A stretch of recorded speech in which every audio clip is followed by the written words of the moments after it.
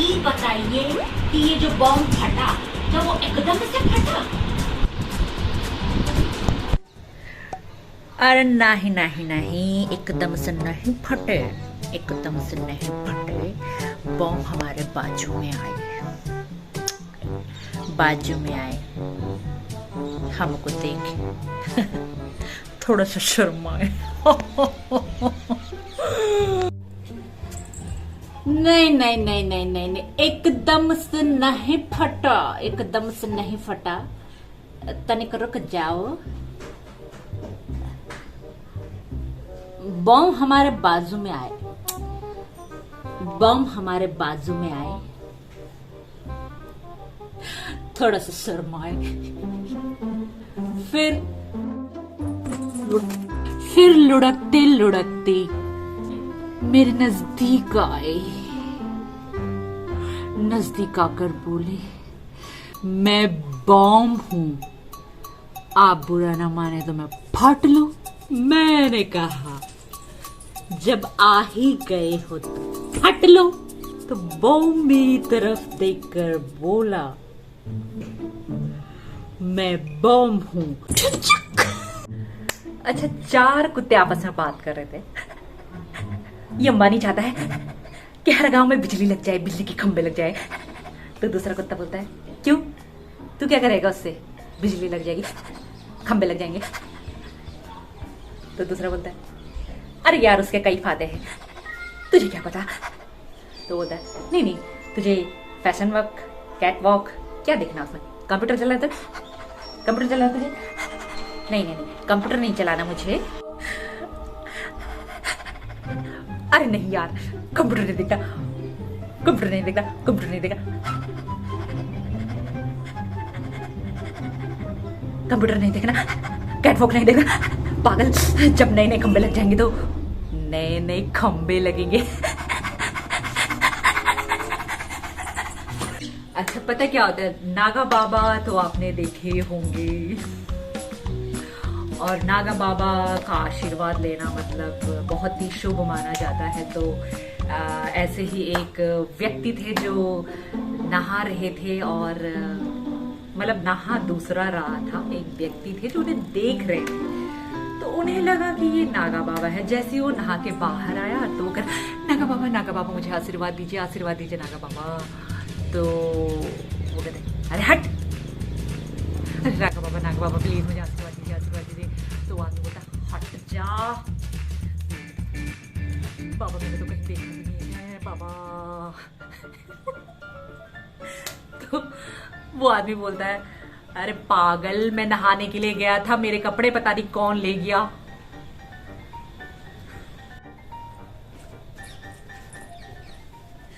अच्छा, अपने घर के बाहर आप लोगों ने देखा होगा कि जब आप घर के बाहर जाते होंगे तो बहुत सारे डॉगीज रहते हैं चौराहे में कहीं, है ना? तो वो सडनली तैयार रहते हैं, देखते हैं आपको और आपके पीछे पीछे चल ऐसे ही आ जाते हैं, बिल्कुल मटकते मटकते ऐसे ऐसे। तो ऐसे मेरी गली में भी बहुत सारे कुत्ते हैं। तो 8 कुत्ते हैं, बहुत सारे, पर 8 ऐसे हैं जो जैसे ही मुझे देखेंगे चौराहे में तो वैसे ही उनका हो जाता है, आपस में देखते हैं पहले। तो वो आ जाते हैं मेरे पीछे पीछे दौड़ते दौड़ते, और वहां तक आते हैं आप जहां तक जा रहे हो। मैं आती हूँ घर तक, तो मेरे घर तक आते हैं छोड़ने के लिए, मुझे एंट्री करवाएंगे गेट वेट बंद करके, उसके बाद वो चले जाते हैं। अच्छा, तो एक दिन ऐसे ही 8 कुत्ते थे, तो 8 कुत्ते आ गए, दौड़ रहे दौड़ रहे दौड़ रहे। तो उसमें से 4 कुत्ते रुक जाते हैं, और 4 कुत्ते भागते भागते भागते भागते भागते मेरे घर तक मुझे छोड़ के और चले जाते हैं। तो वो जाते हैं, जब उन 4 कुत्ते जो रुके हुए हैं तो वो बोलते हैं कि कहाँ तक छोड़ के आए? तो दूसरा कुत्ता बोलता है, पूरा एंट्री तक छोड़ के आए, पूरा गेट गुट बंद करके वहां तक छोड़ के आए। तो वो बोलता है, अरे वो तो वही थे अपने शर्मा जी जिनकी मिठाई की दुकान है। तो बोला, वो कुत्ता बोलता है, जो 4 नंबर के कुत्ते थे वो दौड़ते दौड़ते आए थे, जो तो कहते, तू भी तो दौड़ा था मेरे पीछे पीछे। तो पहले वाले 4 बोलते हैं अरे हम तो तेरे को भगाने के लिए, तुम सबको भगाने के लिए दौड़ते दौड़ते। जिन्होंने सबको हंसाया, हंसा हंसा कर लोटपोट किया, पागल किया, न जाने कितने का नाम सत्य प्रकाश श्रीवास्तव, एसपी श्रीवास्तव, और जो आगे जाकर बने राजू श्रीवास्तव। यस दोस्तों, उनका जन्म 25 दिसंबर 1963 में हुआ और बचपन से ही ये हंसमुख, मतलब सबको हंसाने में इनको बहुत ही मजा आता था। और स्कूल में ये छोटे मोटे एक्ट करते थे, ड्रामा बॉय के नाम से ये जाने जाते थे।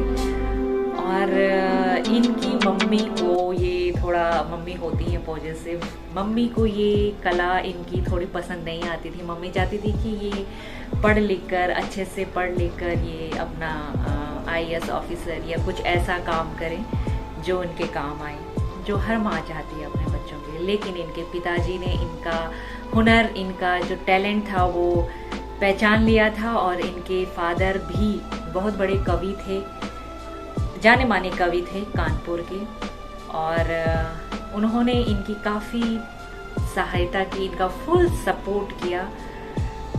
तो राजू श्रीवास्तव जी को धीरे धीरे अपनी इस हुनर में इंटरेस्ट आने लग गया। तो जैसे छोटी मोटी ऑर्केस्ट्रा होती थी या जैसे बर्थडे पार्टी होती थी, तो ये वहाँ हंसाने का, मतलब इनका काम यही रहता था। तो एक बार जब किसी शादी फंक्शन में गए थे, तो वहाँ जब ऐसी ये कॉमेडी करते करते लास्ट में जब एक आदमी ने इनको 50 रुपए दिए, तो उस 50 रुपए ने इनकी ज़िंदगी बदल दी। क्योंकि उन्हें उस दिन लगा कि ये मेरा काम है और मैंने जब ये काम किया तो मुझे किसी ने 50 रुपए दिए हैं। उस ज़माने की बात है। और तब से ये इन्होंने इसको अपना प्रोफेशनल बनाया और गंभीरता से सोचा। और जैसा कि आप भी जानते हैं, हम भी जानते हैं कि कोई भी राह, कोई भी सफलता इतनी आसान डगर से होकर नहीं गुजरती है दोस्तों। इसमें बहुत सारे तपस्या, कठिन परिश्रम के बाद हमको वो मुकाम, वो सारे सपने हमारे पूरे होते हैं जिनकी हम आशा करते हैं, उम्मीद करते हैं, जिनको पाने के लिए हम ये सब करते रहते हैं। वो फल हमको प्राप्त होता है और यकीनन उस फल की, उस ऊंचाई की बात ही कुछ और होती है। तो राजू श्रीवास्तव जी ने कठिन परिश्रम करने के बाद जो नाम, जो ओहदा, लोगों की दिलों में जो अपनी जगह बनाई, ये उसका सबूत है। और वैसे तो छोटे मोटे हाँ, शोले फिल्म आई थी, तो शोले फिल्म में अमिताभ बच्चन की एक्टिंग के दरमियान ये चर्चा में आए थे दोस्तों। और तब से जो इनकी जर्नी रही है, इन्होंने बहुत सारे एक्ट तैयार किए और सारे के सारे सुपर डुपर हिट हुए। ये इनकी पहली सफलता की सीढ़ी थी। और इनको आप भी जानते हैं, हम भी जानते हैं कि ये छोटे जूनियर अमिताभ बच्चन के नाम से जाने जाते। कई मिमिक्रियाँ, ये कई आवाज़ों में, सबकी आवाज़ों में जो हंसाते हैं हम सबको, आप भी जानते हैं, हम भी जानते हैं। 1982 में दोस्तों इन्होंने मुंबई की धरती पर अपना पहला कदम रखा था और चर्चा में ये आए थे।